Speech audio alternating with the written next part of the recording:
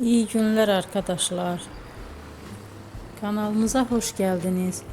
Bugün sizler için iki sevilen oyuncularımız Can Yaman ve Demet Özdemir'den yepyeni videolarını fanları için hazırladık. Onlar Erkenci Kuş dizisinde rol almış ve sevgili olmuştular ve bir süre sonra yollarını ayırdılar.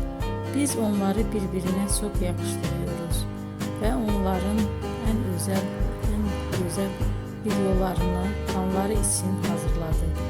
Arkadaşlar, emeğinize saygı olarak yorum yazıp abone olmanızı diliyorum. Herkese iyi günler. Hoşça kalın.